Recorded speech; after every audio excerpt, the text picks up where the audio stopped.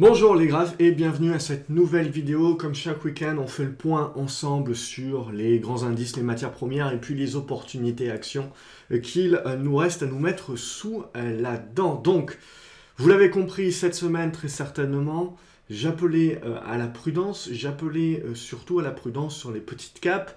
Je vous rappelais justement que les consolidations, les corrections se font et se feront au prorata des hausses, et que donc évidemment si vous êtes sur les marchés depuis les 3 derniers mois et que potentiellement vous avez fait 100%, 150%, et ben c'est pas forcément parce que vous êtes super bon, c'est peut-être aussi parce que vous êtes arrivé au bon endroit au bon moment, et que maintenant, c'est justement maintenant qu'on fait la différence, c'est justement maintenant que on fait la différence entre les personnes voilà, qui sont juste arrivées au bon moment et les personnes voilà, qui comprennent également que quand ça va souffler, quand ça se met à souffler, quand ça consolide, c'est toujours au prorata des hausses. Et je vous avais dit, voilà, je pense que le marché est en train de très mal nous habituer parce qu'il consolide très peu et que donc on a l'impression que tout monte d'un coup et que, entre guillemets, on n'a même pas besoin de suivre ses positions, tout se passe sans accroc, tous les plans se passent comme sans accroc. Ce qu'on voit cette semaine, c'est que d'ores et déjà, voilà, sur pas mal de petites capes, pas mal de petites valeurs qui avaient bien monté, eh ben, on se retrouve, ou même des petites capes qui n'avaient pas forcément fait grand-chose, mais qui du coup, en fait, prennent également une tendance baissière dans la figure, et on voit que ça se fait également de manière rectiligne.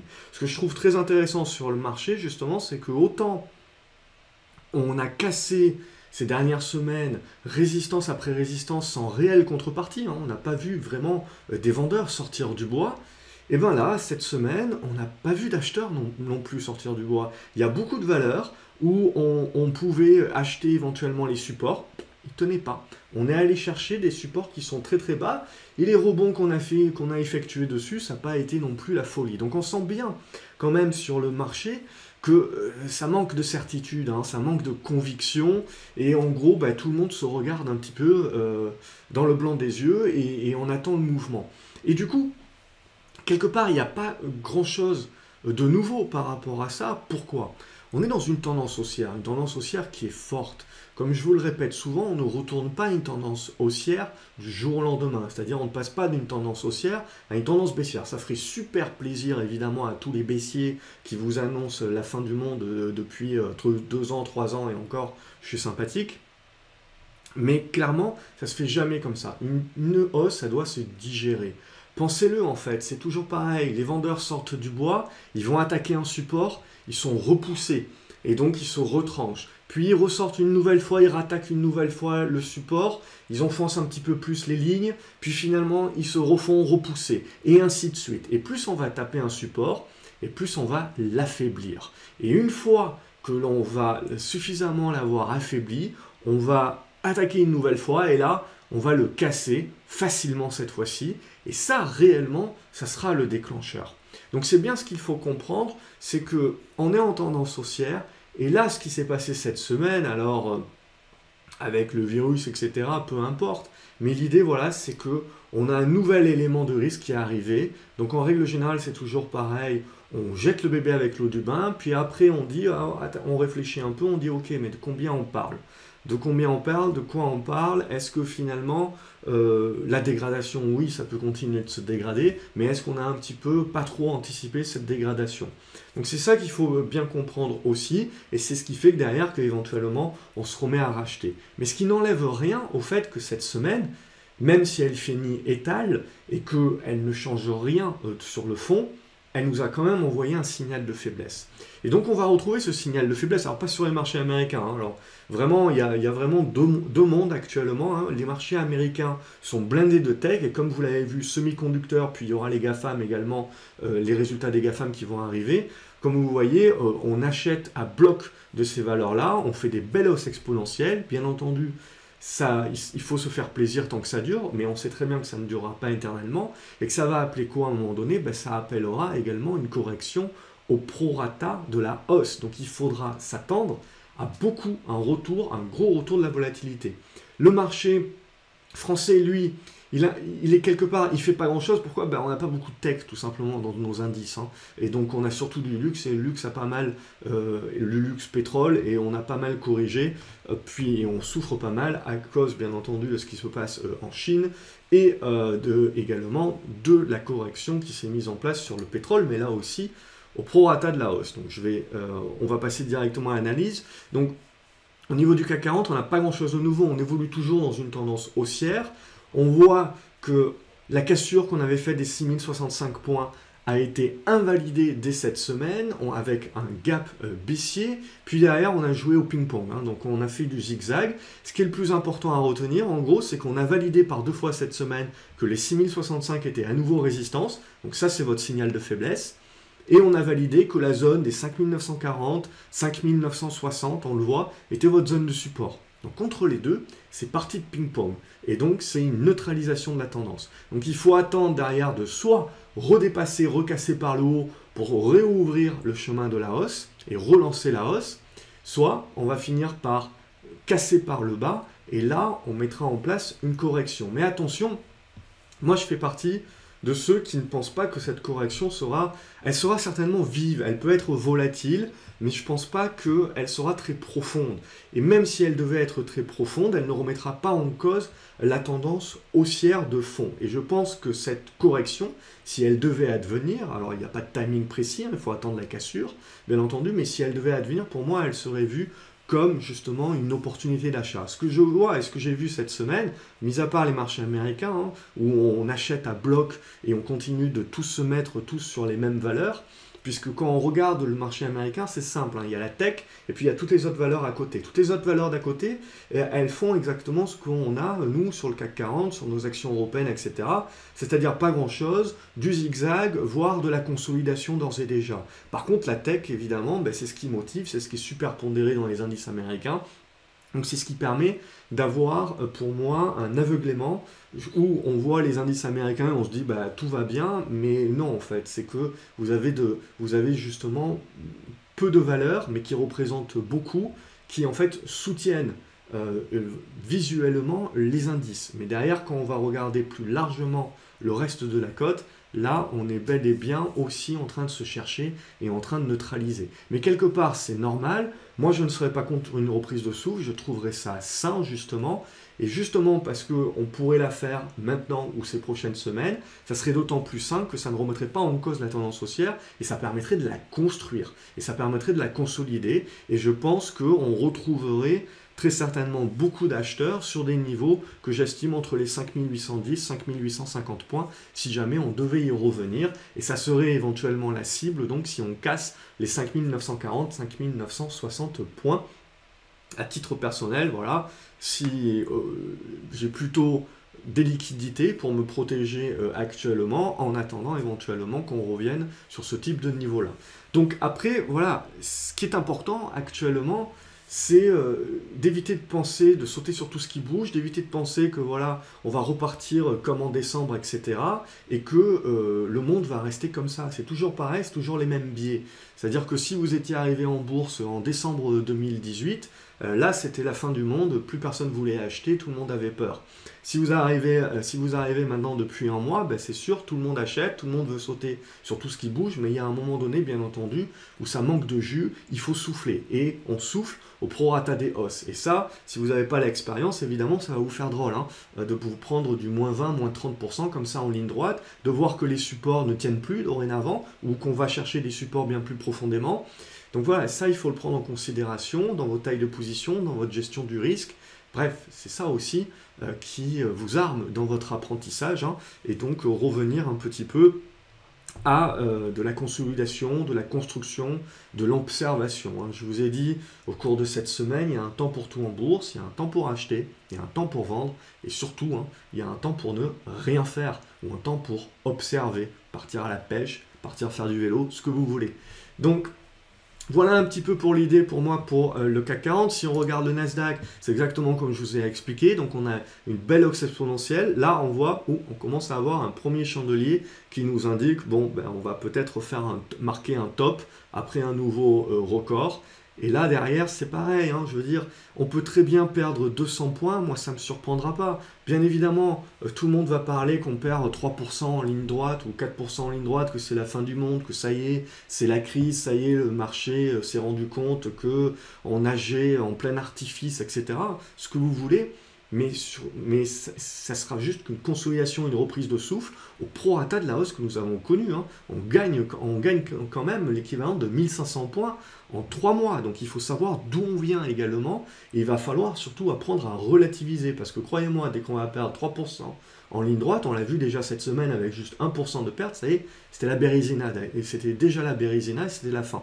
Donc là, il faut bien prendre en considération que si une consolidation se met en place, oui. Si c'est une consolidation de moins 3, moins 4%, c'est proportionnel. Hein.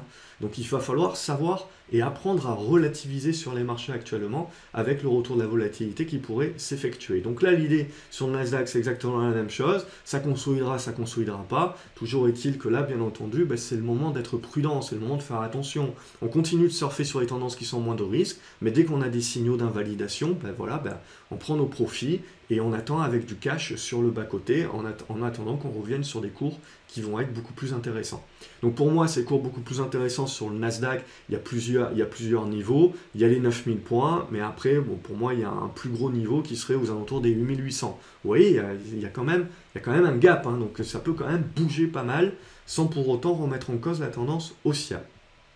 Au niveau de l'or, du coup, il y a un peu plus de protection sur l'or. Donc du coup, l'or, qu'est-ce qu'il est en train de faire? Après avoir fait une consolidation à plat, il est en train de tenir ses supports et il est en train, vous le voyez, de relancer une englobante ici et de relancer sa tendance haussière. Donc du coup, les minières également redeviennent intéressantes. On a la même chose sur l'argent qui est en train de se mettre en place. Donc il faudra dépasser, vous le voyez, les 18,15 $. Et là également, on devrait avoir un signal plutôt intéressant. Et sur le Brent, là, on continue la correction sur le Brent. Hein, on ne l'a pas faite à moitié. Donc là aussi, c'est ce qui explique aussi que sur les valeurs pétrolières, on est en train de traverser les supports un petit peu comme dans du beurre.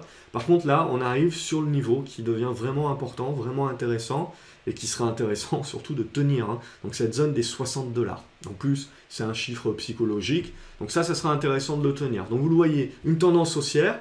Derrière, vous avez la correction. Cette correction est forte, au prorata de la hausse, quasiment la moitié. Par contre, voilà, pour l'instant, on ne peut pas remettre en cause encore le mouvement qu'on a mis en place à partir d'octobre. Donc là, justement, c'est cette zone-là des 59-60 $, qui est un niveau important à tenir sur lequel on se... Donc une fois qu'on a dit ça, on va passer aux actions. Et bien entendu, je vous engage à de la prudence, à gérer vos positions, gérer votre risque, hein, puisque vous l'avez vu, hein, ça se remet à bouger assez rapidement quand même, et on n'a pas grand monde dans les carnets d'ordre nécessairement. Donc, ce qui fait qu'on a beaucoup de volatilité. Exemple type, hein, de CRSI, donc fausse cassure ici. Puis derrière, on va chercher le support oblique. Et puis là, il y a une news qui nous sauve un petit peu ce matin et qui permet de rebondir. Mais regardez, on bloque directement sous la résistance et on fait une clôture quasiment au plus bas de la journée, pas loin de refermer le gap. Bref, voilà, c'est pas suffisant. Donc, c'est toujours la même chose. Des fois, quand il y a des news qui sortent, les personnes qui ne connaissent pas le dossier, ils se disent « Ouais, c'est super, c'est une super bonne news, etc. » Les personnes qui connaissent un petit peu plus le dossier, ils se rendent compte que la nouvelle qui sort, finalement, c'était quelque chose qui était attendu. Donc, quelque part, ils en profitent également pour sortir. Là, en l'occurrence, on est repassé sous les 4,80 €.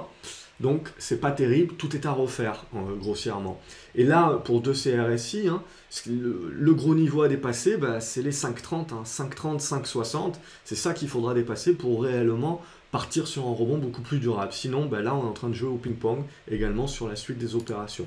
Compagnie des Alpes, là, vous avez également une sortie haussière qui peut s'effectuer. On tente aujourd'hui, pour l'instant, on n'y arrive pas. Donc, c'est toujours moindre risque. Et dans cette tentative-là, à contrario, évidemment, vous recassez les 29,50 par le bas. À court terme, on consolidera d'une manière un petit peu plus forte. J'ai oublié de vous dire, bien entendu, que si vous voulez louper aucune vidéo, je publie pas mal de vidéos en cours de semaine également pour vous aider un petit peu à avoir la bonne vision sur les marchés, la bonne philosophie. Donc n'hésitez pas à vous abonner à la chaîne et également Et également, rien du tout en fait. On attaque directement sur A-System. A-System, le gros niveau là à passer, cette zone des 35 € à peu près. Donc c'est ça qu'il va falloir passer. Donc on voit ici, on a la correction. Ici, on est en train de construire éventuellement le retournement. On est en train de passer jaune et bleu sur les indicateurs GraphCO. Et évidemment, ce que l'on attend, donc là, maintenant, c'est qu'on donne le coup de rein. On donne le coup de rein pour passer les 35 €, ce qui nous permettrait de valider ce signal-là, et donc d'avoir un retournement sur un système un petit peu plus durable qui se mette en position. Le support, il est sur la zone des 32 €. Au niveau de Biocartis, ça aussi, ça fait partie des titres qu'on a anticipé pendant l'Académie des Graphes, notamment. Derrière, sur News qui break, qui fait la continuation haussière, qui arrive sur l'objectif des 6,90 € et qui maintenant est en train de consolider. Donc là, pour moi, je reste dans une consolidation positive tant qu'on va tenir cette zone des 6 €, 6,20 €. Et derrière, il faut laisser le temps au temps également. C'est pour ça que je disais aussi que le marché a super mal habitué. C'est vrai, il y a des personnes qui m'écrivent, qui me disent il se passe rien depuis 2-3 jours sur cette action, je la vends. Voilà, c'est pas parti, donc je la vends. Et puis après, 2-3 jours plus tard, ça y est, ça finit par partir et tout. Donc là aussi, le marché a super mal habitué les investisseurs en se disant que tout de suite, les choses doivent partir comme ça, et puis pas qu'un peu, plus 20, plus 30%.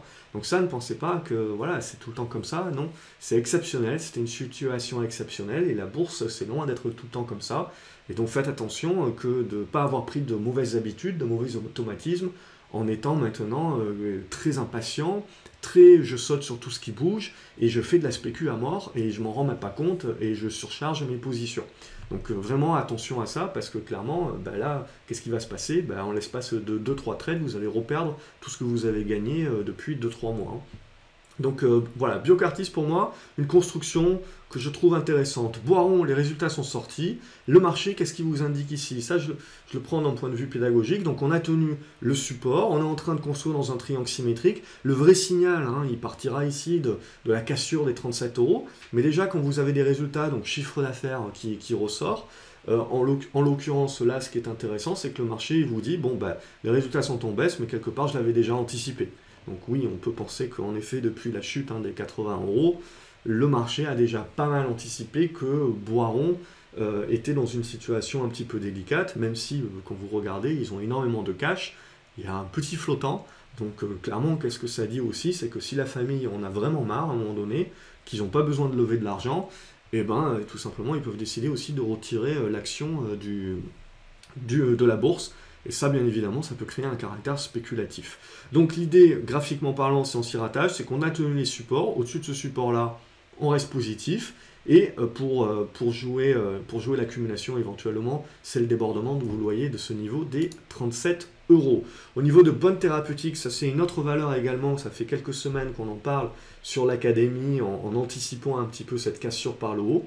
Et elle a tardé à venir, et puis finalement, elle arrive, et en l'espace de 2 séances, on délivre en fait le potentiel. Alors derrière, est-ce qu'on refermera le gap ou pas? C'est l'objectif éventuellement. Ça fait partie de ces petites valeurs où les carnets d'ordre sont pas bien épais, donc il faut, vous n'êtes jamais à l'abri de reperdre 10-15% sur ces petites valeurs-là, parce que les carnets d'ordre sont assez vides, donc il faut s'attendre à ce que ça bouge pas mal.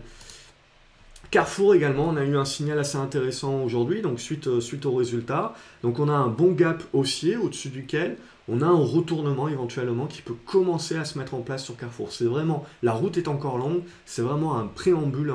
Donc là, pour l'instant, tout ce qu'on dit, c'est qu'on avait bien vu le support oblique ici. Derrière, on est en train de casser par le haut cette zone-là des 15 € dorénavant qui devient support, et au-dessus de laquelle, on essaye de construire. Mais derrière, vous le voyez, il y a encore un sacré gros morceau avant de pouvoir valider ce retournement haussier, et ça sera sur la zone des 16 €. Donc on a plutôt une zone tampon dorénavant qui risque de se construire sur Carrefour. Au niveau de Céliade, ça également c'est une biotech, donc c'est spéculatif, mais on est en train de construire. Donc on laisse construire éventuellement, et puis on le voit, c'est ce débordement là des 11,70, 12,20 qui permettrait de lâcher les chevaux. On reste positif tant qu'on tient la zone des 9,70. Au niveau de Central Puerto, donc là, ce que j'attends, vous le voyez, c'est cette zone-là. 3,45 €, 3 euros, c'est pas des euros, c'est des dollars, pardon, 3,45 $, 3,60 $, 61, etc. C'est mes zones d'accumulation. Donc là, j'attends patiemment que l'action revienne sur ce niveau-là. On a atteint le premier niveau, mais j'ai pas été suffisamment réactif, donc j'ai ajusté mon ordre. Et l'idée, voilà, maintenant, c'est d'attendre la construction, de voir si ces niveaux-là de support tiennent, bien entendu, et derrière, d'essayer de jouer le retournement sur cette base-là.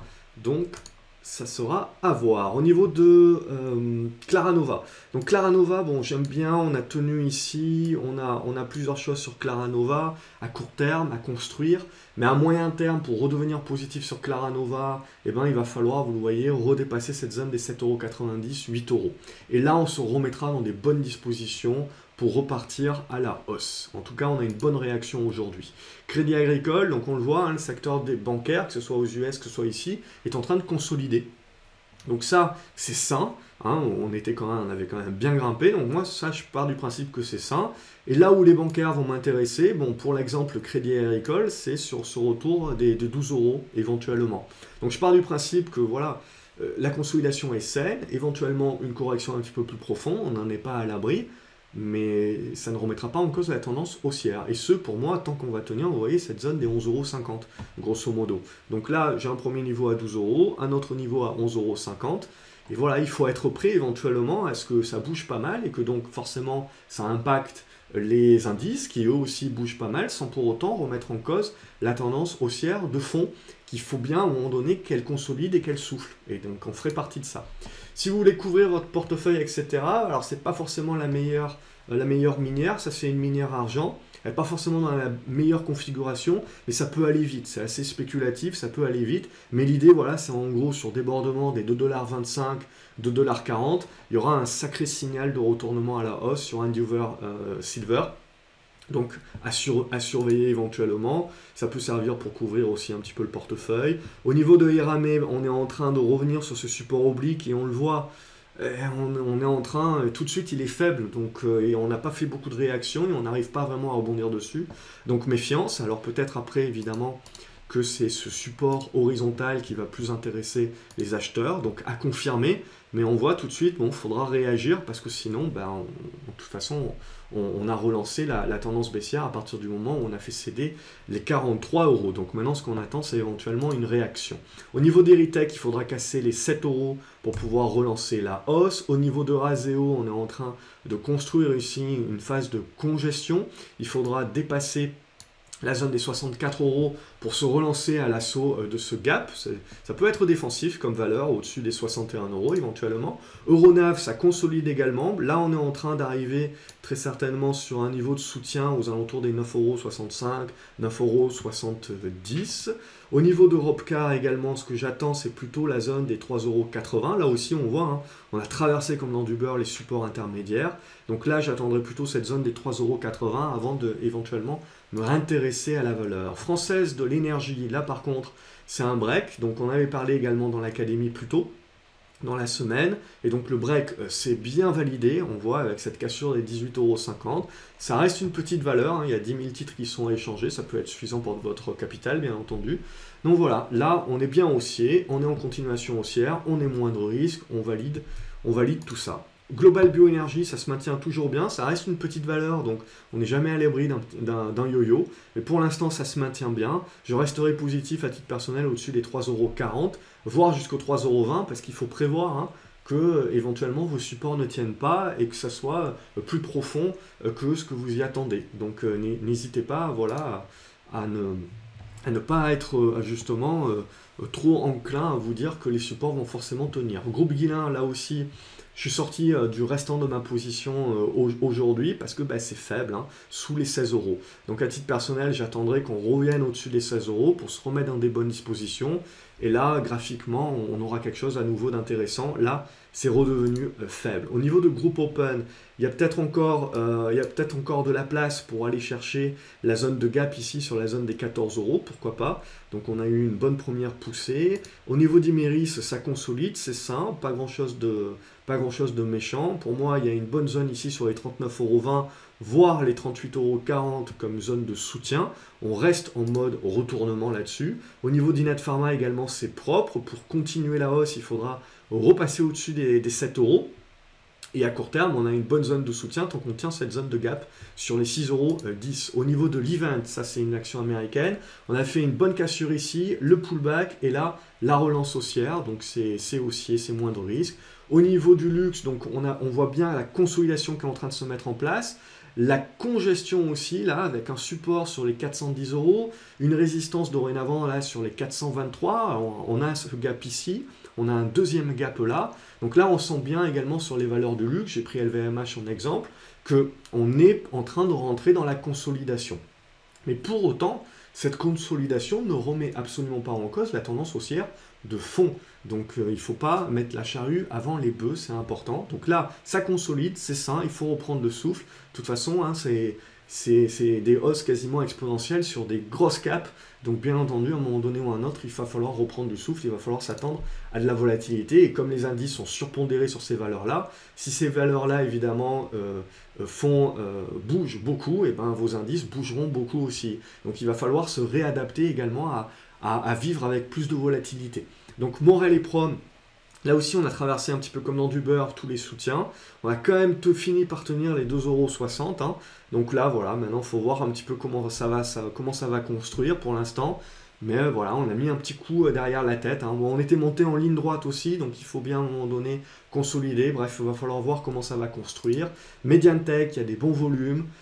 Donc il y a une bonne relance qui est en train de s'effectuer. Là, on a presque fermé le gap. Hein. Ça s'est joué à quelques centimes près, mais on n'a pas fermé. Et là, on relance. Donc au-dessus des 1,80 €, on reste positif. De toute façon, à moyen et long terme, au-dessus de ce gap, hein, donc les 1,60 €, 1,58 €, hein, cette zone-là, on reste positif. Et c'est de la construction, vous voyez, un très large triangle ascendant, au-dessus duquel on reste positif. Et il faut lui donner le temps de maturer. Et il finira par éventuellement casser par le haut. Et là, vous aurez votre signal haussier sur Mediantech. Et éventuellement une hausse exponentielle.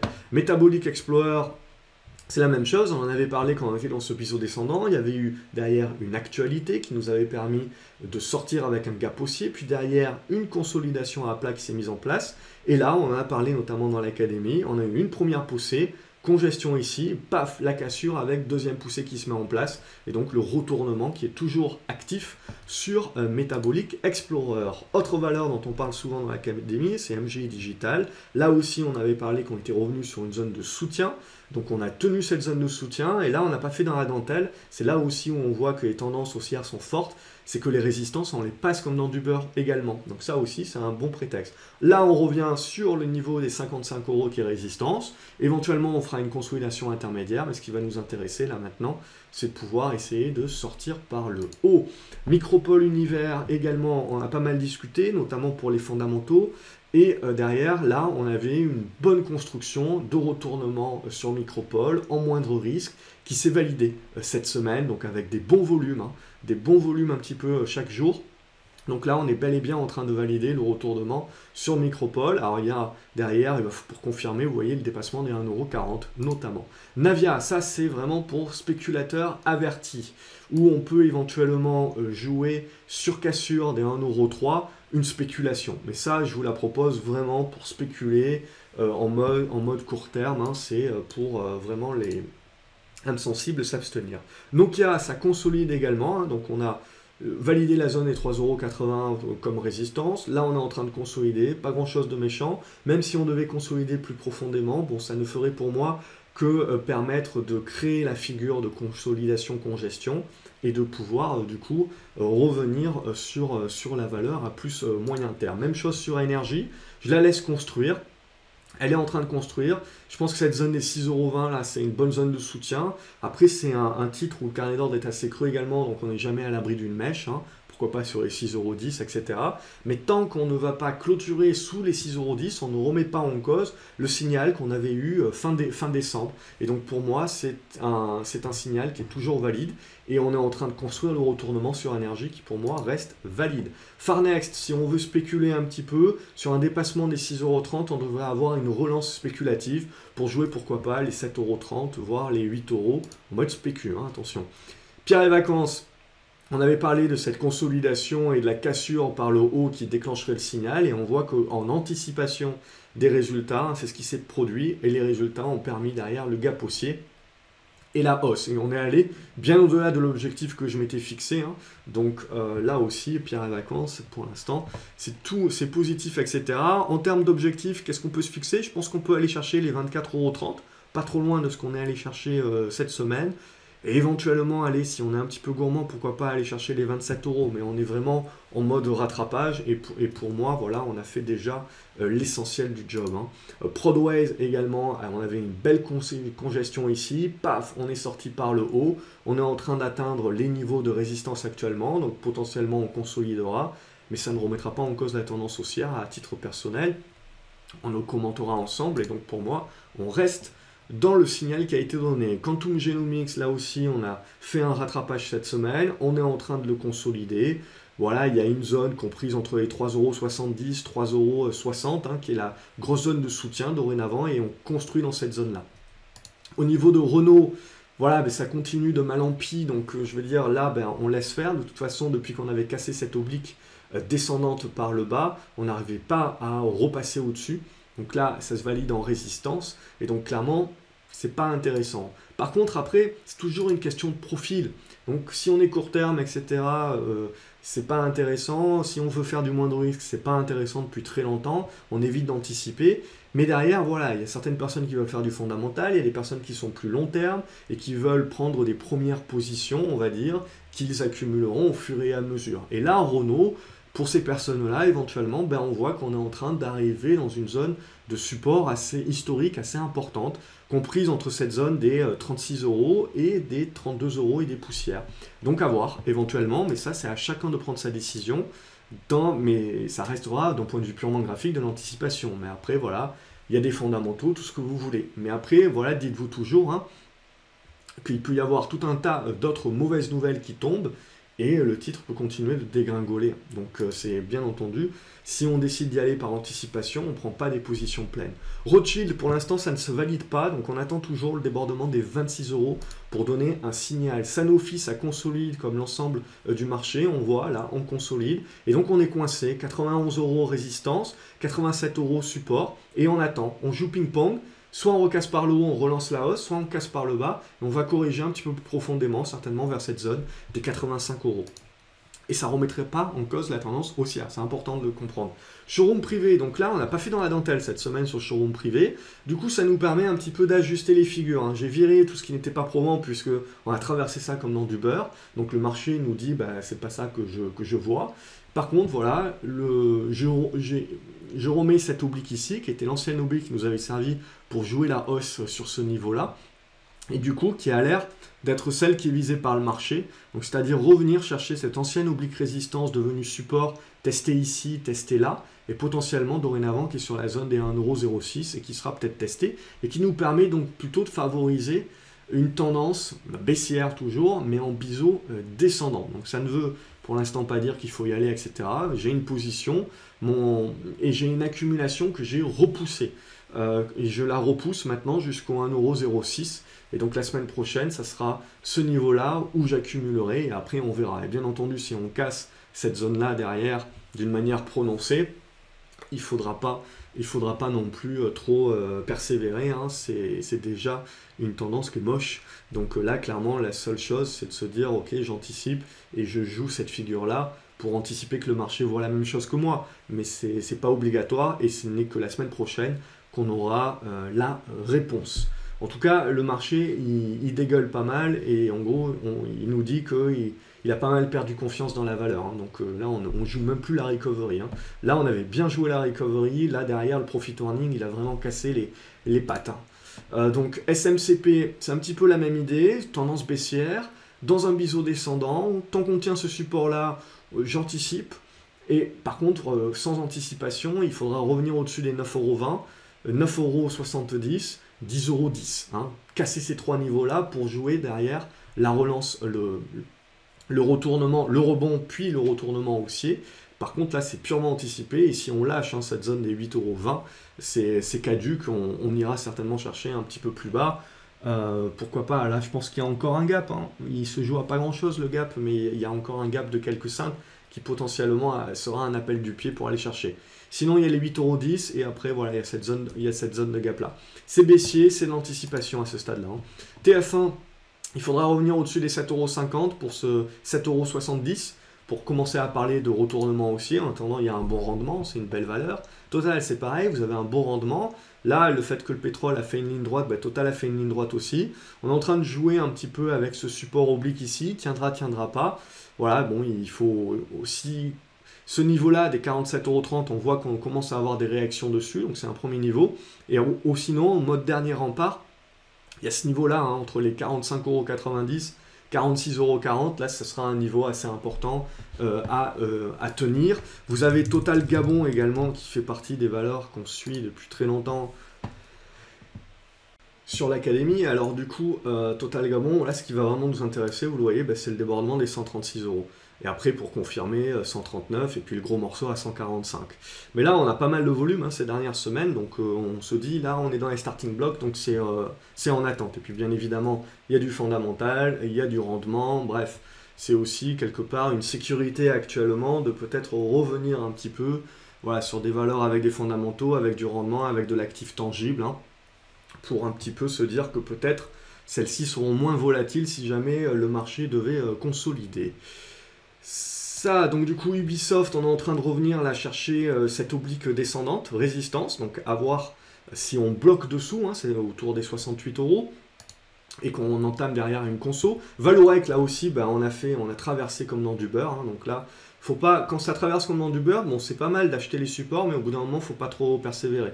Donc faut apprendre, c'est ce que j'ai fait cette semaine, j'ai acheté, j'ai accumulé, j'ai vendu, j'ai reaccumulé, j'ai revendu, voilà, pour éviter de se prendre toute la baisse dans la figure, faut accepter que voilà, le support, le marché, ils sont contre-fiches, et c'est pas celui-là qui veut. Et là, ce que l'on voit, c'est que le marché dégueule beaucoup, et donc il veut aller chercher des supports importants. Donc là, les prochains niveaux que j'ai, c'est 2,33, et puis derrière, on ne le pensait pas au début qu'on irait chercher ça, mais là maintenant, potentiellement, on se dit que le marché peut vouloir ce niveau-là, aux alentours des 2,25 €, pourquoi pas. Valneva, donc du coup, ça y est, donc là on en avait parlé sur l'académie et ici également. Congestion, boum, ça part. Derrière, vous avez la conso, on en a reparlé sur l'académie en disant que là, c'est une bonne conso à plat qui devrait se relancer. Et puis, boum, ça y est, c'est parti. Et donc, on voit, on a des bons volumes en plus qui ont accompagné cette poussée aujourd'hui. Donc là, on devrait pouvoir continuer. On devrait pouvoir continuer facilement et je pense qu'on peut viser facilement les 3,30 € en prochaine target sur Valneva. Au niveau de Verimatrix, on est toujours dans une congestion neutre. Donc il faudrait casser par le haut pour véritablement donner un signal acheteur. Le risque, c'est toujours éventuellement de casser par le bas et de faire une mèche. Donc ça, c'est pour ça que je n'ai pas accumulé ma position ici, là, tant qu'on était là-dedans, parce qu'éventuellement, je garde ma cartouche pour éventuellement, si on fait la mèche par le bas, du coup, on fait sauter pas mal de stops, et donc du coup, c'est ce qui créerait en fait une forte volatilité à la baisse, et ça me permettrait éventuellement d'en ramasser pour moins cher sur ce titre-là, où je considère également que j'achète des fondamentaux et j'achète plutôt une tendance moyen terme. Walix, également, c'est ce qui s'est passé, on voit sur ces titres où vous n'avez pas beaucoup de volume, etc., vous pouvez facilement casser tous les supports en ringuette, aller en chercher un assez bas, faire votre mèche finalement, et puis vous remettre dans une bonne disposition. C'est ce qu'a fait Walix, donc il faut faire attention par rapport à ça, justement, où on a des carnets derrière qui peuvent se vider assez rapidement. Après, voilà, pour pouvoir se remettre pleinement dans des bonnes dispositions, bien entendu, il va falloir revenir au-dessus des 13,50 €, 13,60 €. Au niveau de XFAB, également un autre titre dont on avait déjà commencé à parler sur l'académie depuis assez longtemps, hein, sur ce premier break ici notamment, et derrière accumulation sur cette zone-là, deuxième break là, également là aussi une bonne congestion, et puis aujourd'hui on pousse. Et donc là c'est toujours pareil, c'est toujours essayer d'arriver grâce au moindre risque en fait, d'arriver un petit peu en amont, d'accumuler sa position au fur et à mesure que le marché nous donne raison, et au fur et à mesure où le marché voit la même chose que nous. Et donc à partir d'un moment où tout le marché voit la même chose, c'est là où vous avez la poussée haussière, et le but évidemment, c'est en profitant et de pouvoir réduire vos émotions en étant rentré du coup à moindre risque au fur et à mesure, et derrière d'avoir une position pleine au moment où ça pousse, avec un PRU qui est assez bas, ce qui vous permet de voir venir derrière. Donc là, en l'occurrence, moi, j'ai suivi mon plan, et mon plan, c'était de sortir sur cette poussée haussière. Donc je suis sorti. Derrière, je ne veux pas être trop gourmand sur ce dossier-là. Bien entendu, il est toujours haussier, etc. Donc après, vous pouvez éventuellement aller chercher, pourquoi pas, en next étape, les 5,50 €, 5,60 € hein, dans cette zone-là, on voit qu'il y a éventuellement un objectif. Puis derrière, il y a un gap ici qui avait été laissé ouvert. Pourquoi pas? Est-ce qu'on va y aller en une fois? Est-ce qu'on ira de manière construite? Ça, c'est toujours l'éternelle question et personne n'a de boule de cristal. Donc c'est à chacun de faire ses plans et à chacun, en fonction de ses tailles de position, de suivre ce qu'il a à faire. Ça ne se discute pas, c'est comme les goûts et les couleurs. Voilà pour la vidéo de cette semaine. N'hésitez pas à mettre un pouce en l'air si vous l'avez apprécié, ça fait toujours plaisir. À la partager également avec le plus grand nombre. Et dans les commentaires, je vous retrouve pour rendre cette vidéo la plus exhaustive possible. N'hésitez pas à partager, vous, ce que vous avez en portefeuille, quels sont les titres que vous suivez, quelles sont vos propres analyses, éventuellement me poser des questions sur quelques titres.